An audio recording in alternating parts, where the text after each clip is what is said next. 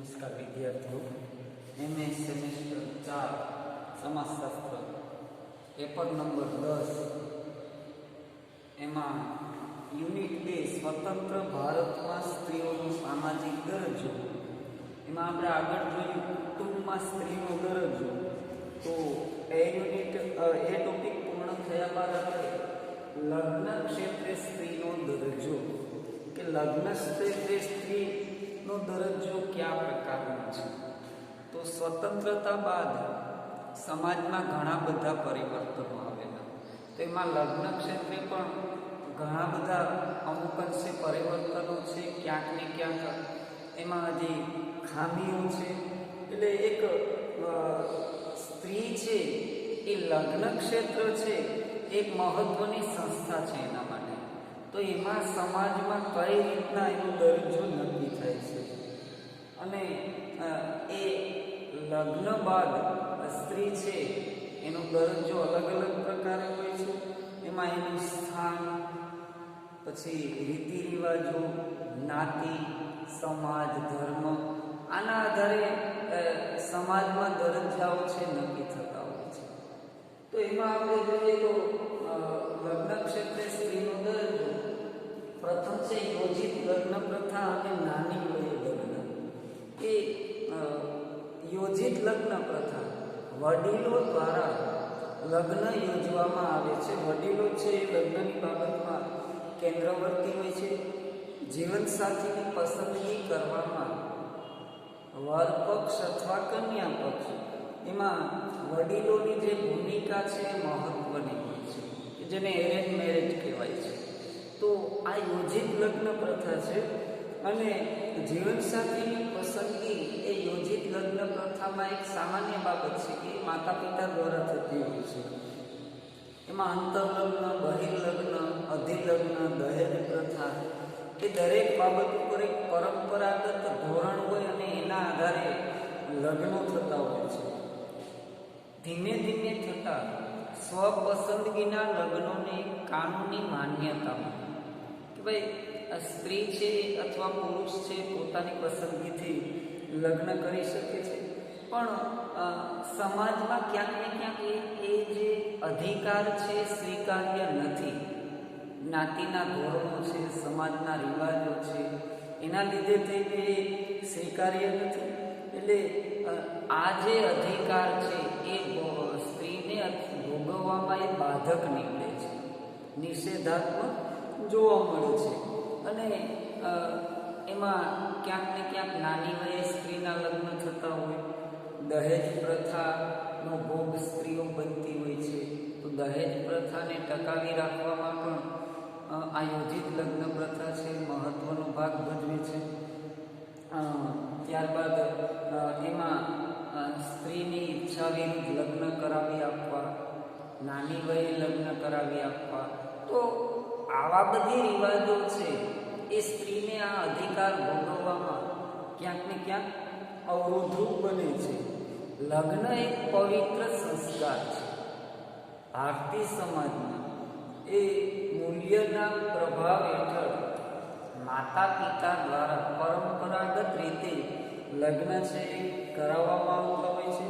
તો ધીમે ધીમે થતા એ જે પરંપરા છે એમાંથી એક બાળ લગ્નનો વિકાસ છે કે જે નાની વયે લગ્ન કરાવી આપવા. તો આધુનિક યુગમાં સ્ત્રી શિક્ષણ વધવાના કારણે એ એક જાગૃતિ આવી, અને એમાં કન્યાના લગ્નની ઉંમર છે એ 18 વર્ષ નક્કી કરવામાં આવી કે ભાઈ 18 વર્ષ પહેલાં કન્યાના લગ્ન ન થઈ શકે. તો આ જે પ્રતિબંધ છે, કાનૂની પ્રતિબંધ, એ સર્વમાન્ય છે. પણ ઘણી બધી જ્ઞાતિઓમાં 18 વર્ષથી નીચેની ઉંમરમાં લગ્ન કરાવી આપવામાં આવતા હોય છે. તો આના લીધે થઈને સ્ત્રીએ શિક્ષણથી વંચિત રહેવું પડતું હોય, વિકાસથી વંચિત રહેવું પડતું હોય. નાની વયે લગ્ન થવાના કારણે અધવચ્ચે અભ્યાસ છોડવો પડતો હોય છે, અને એને જીવનસાથીની પસંદ કરવાની તક પણ નથી મળતી. તો આ એક સ્ત્રીના દરજ્જા ઉપર એક વિપરીત અસર આની થતી જોવા મળે છે. એટલે એક સમય એવો હતો કે 14-15 વર્ષની ઉંમરે પણ લગ્ન કરાવી આપવામાં આવતા હતા. પણ એમાં હવે સમય જતાં થોડો ફેરફાર થયો છે અને સમાજમાં આજે પણ ઘણી બધી જ્ઞાતિઓમાં નાની ઉંમરમાં એટલે કે 18 વર્ષથી ઓછી ઉંમરમાં સ્ત્રીના લગ્ન કરાવી આપવામાં આવે છે. તો એ નાની ઉંમરમાં એક માનસિક રીતે ઘણી બધી જવાબદારીઓ આવી જતી હોય છે. એટલે એ જવાબદારીના કારણે એનો જે વિકાસ છે અટકી જાય છે, એનું શિક્ષણ કાર્ય છે અધવચ્ચે છોડી દેવું પડતું હોય. એના આધારે થઈને એના જે ગૃહસ્થ જીવન છે એમાં પણ ઘણા બધા પ્રશ્નો ઊભા થતા હોય છે. તો આ રીતના એક સમાજમાં હજી સ્ત્રીનો દરજ્જો છે લગ્ન વિષયક, એમાં પરિવર્તન છે, પણ જે હોવું જોઈએ એના કરતાં થોડું ઓછું આપણને જોવા મળે છે. અને ક્યાંક ને ક્યાંક હજી નાની વયે લગ્ન અથવા યોજિત લગ્ન પ્રથા છે એ મોટે ભાગે આપણને જોવા મળે છે. ત્યાર પછી બીજું છે દહેજ પ્રથા, કે જે કાનૂની વ્યાખ્યા પ્રમાણે કન્યા કે વરને અથવા અન્ય કોઈ વ્યક્તિને મિલકત અથવા કિંમતી વસ્તુઓ જે આપવામાં આવે છે બદલામાં લગ્ન સમયે, તો એ દહેજ પ્રથામાં આવી શકે છે. અને એ વર શુલ્ક અથવા કન્યા શુલ્ક તરીકે પણ ઓળખવામાં આવે છે. તો ઘણી બધી જ્ઞાતિઓ છે એમાં દહેજ પ્રથા છે એ હાલની તારીખે પણ જોવા મળે છે. ફક્ત એનું જે સ્વરૂપ છે ક્યાંક ને ક્યાંક બદલાયેલું છે, કે જેમ કે એનું સ્વરૂપ કે ભેટ સોગાદ સ્વરૂપે બદલાયેલું છે, ભેટ આપવામાં આવે છે અથવા કરિયાવર સ્વરૂપે આપવામાં આવે છે. તો આ દહેજ પ્રથા છે હાલની તારીખે સમાજમાં ઘણી બધી જ્ઞાતિઓમાં જોવા મળતી હોય છે. એટલે આ પ્રથા છે એની કન્યા જન્મ ઉપર પણ વિપરીત અસર થાય છે, કે જે મધ્યમ વર્ગના અથવા નાના વર્ગના લોકો છે દહેજ છે આપી નથી શકતા.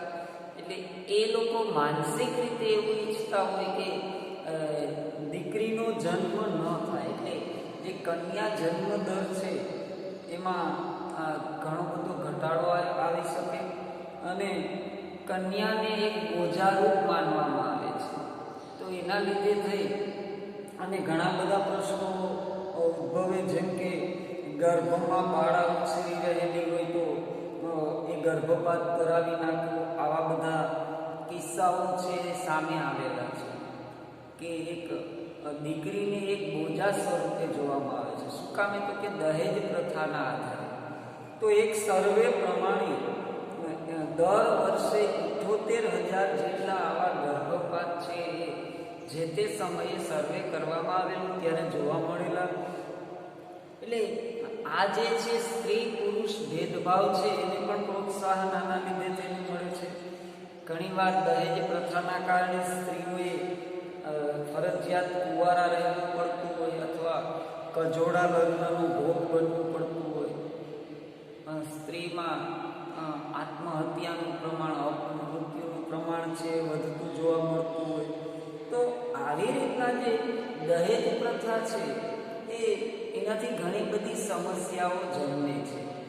તો આધુનિક સમયમાં એમાં ક્યાંક થોડું પરિવર્તન આવેલું છે અને છતાં પણ એ દહેજ પ્રથા છે એ દહેજ ન કહેવાતા એક ભેટ સ્વરૂપે પણ આપવામાં આવતી હોય છે. તો એ છે લગ્ન વિષયક સ્ત્રીનો દરજ્જો છે, એમાં દહેજ પ્રથા છે પણ મહત્વની ભૂમિકા ભજવે છે. ત્યાર પછી છે વિધવા પુનર્લગ્ન, કે પરંપરાગત રીતે વર્ષોથી કે ભાઈ પુરુષ છે એ વિધુર બને તો એ પુનર્લગ્ન કરી શકે, જ્યારે સ્ત્રી વિધવા બને તો પુનર્લગ્ન ન કરી શકે, આવી એક માન્યતા હતી. એટલે વિધવા પુનર્લગ્નનો નિષેધ જોવા મળે છે. તો આવી રીતના સ્ત્રી વિધવા બને ત્યારે એની રહેણીકહેણી ઉપર પણ અસર થાય છે. એની માથે ઘણા બધા નિયંત્રણો હોય, જેમ કે પહેલાંના સમયમાં વિધવા સ્ત્રી છે તો એ માથે વાળ ન રાખી શકે, એને ફરજિયાત મુંડન કરાવવું પડતું. ત્યારબાદ શૃંગાર ન કરી શકે, સાદો પોશાક પહેરી શકે, ધાર્મિક વિધિમાં ક્યાંય પણ સહભાગી ન થઈ શકે, પુરુષ સાથે વાતચીત ન કરી શકે, કોઈ પણ પુરુષ સાથે. તો આવી રીતના માન્યતાઓ હતી વિધવાઓ માટે. એને પોતાનું આખું જીવન છે પોતાના મૃત પતિની એક યાદમાં ધાર્મિક જીવન વિતાવવું એવો એક આદર્શ રજૂ થયેલો હતો. તો આ જે નકારાત્મક વલણ છે એ વિધવા પુનર્લગ્નથી ધીમે ધીમેમાં પરિવર્તન આવ્યું કે જે સ્ત્રીનું જીવન છે કષ્ટદાયક હતું વિધવા સ્ત્રીનું, એમાં ક્યાંક ને ક્યાંક પરિવર્તન આવ્યું અને 1956માં વિધવા પુનર્લગ્નને એક કાયદાકીય રીતે માન્યતા મળેલી. તો આવી રીતના એક વિચારધારા છે એ હતી, એમાં થોડું પરિવર્તન જોવા મળેલું છે. અને એવી રીતના ખાસ કરીને નર્સ છે, શિક્ષિકાઓ છે, એ સામાજિક કાર્યકરો છે, તો એ છે એ વ્યવસાયમાં એ સ્ત્રીઓ છે જવા લાગી અને આત્મનિર્ભર બનવા લાગી. અને આના લીધે થઈને જે પ્રણાલિકાગત દ્રષ્ટિકોણ હતો એમાં થોડો બદલાવ આવેલો જોવા મળે છે. અને જે વિધવાની જે સમસ્યા હતી એક ગંભીર સમસ્યા, એમાં થોડો ઘટાડો જોવા મળે છે. અને વિધવાને ફરીવાર લગ્ન કરવાનો જે કાયદો છે તો એ સમાજ માન્ય એક મળેલો છે. તો એ ઘણા વિસ્તારોમાં આપણને જોવા મળે છે એવી ઘટનાઓ કે ફરીવાર એ સ્ત્રીના લગ્ન કરાવી આપવામાં આવે. એટલે એક સ્ત્રી પ્રત્યેનો જે દ્રષ્ટિકોણ છે, વિધવા પ્રત્યેનો દ્રષ્ટિકોણ છે, એમાં થોડો બદલાવ જોવા મળે છે. ઘણીવાર ઘણા બધા સમાજોમાં હજી એ પરંપરા સ્વરૂપે છે, પણ મોટાભાગે અત્યારે સમાજમાં એ પરંપરા છે એમાં બદલાવ થયેલો જોવા મળે છે. અને વિધવા પ્રત્યે એક લાગણી, એક મુક્તિ જોવામાં આવે અને ફરીવાર એના લગ્ન કરવા એ પણ એક પરિવર્તનનું મહત્વનું સ્વરૂપ છે. તો આમાં આપણને જે સ્ત્રીનો દરજ્જો છે વિધવાનો, એ દરજ્જામાં થોડું પરિવર્તન જોવા મળે છે. ત્યાર પછી ચોથું છે છૂટાછેડા, કે પરંપરાગત રીતે લગ્ન એ એક સંસ્કાર માનવામાં આવે છે, જ્યારે છૂટાછેડા એ એક દુઃખદ ઘટના માનવામાં આવે છે. એક અપવાદરૂપ સંજોગોમાં છૂટાછેડા લઈ શકે, નહીતર છૂટાછેડા ન લઈ શકે. પણ 1954ના જે સ્પેશિયલ મેરેજ એક્ટ કાયદામાં જે હિન્દુ લગ્નના કાયદાની જોગવાઈ અનુસાર કોઈ પણ એવી અમુક શરતોને આધીન વ્યક્તિઓ છે, છૂટાછેડા સ્ત્રીઓ છે લઈ શકે. આ કાયદો ઘડવામાં આવ્યો. પતિ પત્ની બંનેને છૂટાછેડાનો સમાન અધિકાર આપવામાં આવેલો. પહેલાના સમયમાં છૂટાછેડામાં એક રૂઢિવાદી દ્રષ્ટિકોણ હતો કે છૂટાછેડા એક અનિષ્ટ માનવામાં આવતો, અથવા શક્ય હોય તો છૂટાછેડા ન લેવા, આવી માન્યતા છે જોવા મળતી હતી. તો એ વલણોમાં નોંધપાત્ર પરિવર્તન આવ્યું. છૂટાછેડાના ખ્યાલમાં પણ નોંધપાત્ર પરિવર્તન આવ્યું. પહેલાના સમયમાં ગમે તે ભોગે લગ્ન ટકાવી રાખવા એવી એક માન્યતા હતી. સ્ત્રીએ છૂટાછેડા ન લેવા જોઈએ એવા વિચારો પ્રવર્તતા હતા. તો આ વલણો છે એમાં જો એકબીજાની શરતોની પરિપૂર્તિ ન થતી હોય તો સ્ત્રી અને પુરુષ એ છૂટાછેડા લઈ શકે. તો એ જે વિચારમાં ઘણું બધું પરિવર્તન છે આપણને જોવા મળે છે. એટલે આ છૂટાછેડાના પ્રત્યેના જે વિચારો છે એમાં નોંધપાત્ર પરિવર્તન જોવા મળેલું છે. અને ગમે તે ઉંમરે છૂટાછેડા લઈ અને ફરીવાર લગ્ન કરી શકે, અને આવી એક સમાજમાં ધીમે ધીમે માન્યતા પ્રવર્તી જાય છે. અને જે તે સમયે જ્યારે કાનૂની રીતે છૂટાછેડા લેવાનું મુશ્કેલ બનતું, ત્યારે સ્ત્રીને ઘરમાંથી કાઢી મૂકવાની, ત્યજી દેવાની ઘટના બનતી. તો આવી સ્ત્રીઓ છે એ લાચાર બની જતી હતી અને કાયદેસર રીતે ભરણ પોષણ માંગવા સિવાય એની પાસે બીજો કોઈ અધિકાર હતો નહીં. તો આવી વ્યક્તિઓ છે, આવી સ્ત્રીઓ છે, એ હવે ધીમે ધીમે કાયદાકીય રીતે છૂટાછેડા લઈ અને પોતાની રીતના સ્વતંત્ર જીવન જીવી શકે છે. તો આ જે સ્ત્રીનો દરજ્જો છે એ બાબતમાં એક સ્વતંત્રતાનો દરજ્જો આપણને જોવા મળે છે, એક પરિવર્તનશીલ દરજ્જો છે જોવા મળે છે. ત્યારબાદ અંતિમ છે મિલકત, કે ભાઈ કુટુંબ ક્ષેત્રે મિલકતમાં સ્ત્રીનો હક પહેલાના સમયમાં જોવા નહોતો મળતો. કે ભાઈ જે સ્ત્રી છે એ પિતાની મિલકતમાં હક જોવા ન મળતો, પણ 1956ના જે વારસ ધારા કાયદો છે એમાં દીકરો દીકરી બંનેને પિતાની મિલકતમાં સમાન વારસો સમાન હક મળે એ અમલમાં આવેલું. અને આવી રીતના સ્ત્રીને પણ એક વારસદાર તરીકે ગણવી, એ પુરુષ સમકક્ષ સમોવડી હોવાની એક આપણી પાસે એક પુરાવા સ્વરૂપે આપણને જોવા મળે છે. પરંતુ વ્યવહાર જીવનમાં સમાજમાં હજી આપણને સ્ત્રીઓ માટે એ અધિકાર ભોગવવા બહુ મુશ્કેલ બને છે. એ સામાજિક સ્વીકૃતિ નથી મળેલી. પરંપરાગત રીતે રૂઢિવાદી વલણોમાં સ્ત્રીઓનો આ વારસદાર તરીકેનો જે કાયદો છે એમાં ઓછો સ્વીકાર થાય છે. અને મોટા ભાગના લોકો છે એ એવું માને છે કે ભાઈ સ્ત્રીઓએ જે પિતાની મિલકત છે એમાં હક ન લેવો જોઈએ. તો આ એક માન્યતા હાલની તારીખે પણ સમાજમાં પ્રવર્તે છે.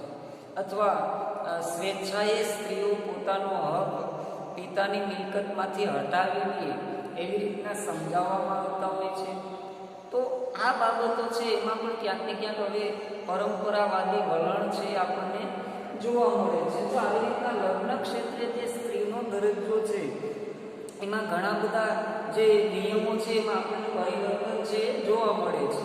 તો ત્યારબાદ અહીંયા આપણે જે સ્ત્રીનો દરજ્જો છે કુટુંબ અને લગ્ન ક્ષેત્રે એ પૂર્ણ થાય છે. હવે પછી જે સ્ત્રીના સામાજિક દરજ્જાના આર્થિક પરિબળો છે એ હવે પછીના ટોપિકમાં આપણે એની ચર્ચાઓ કરીશું.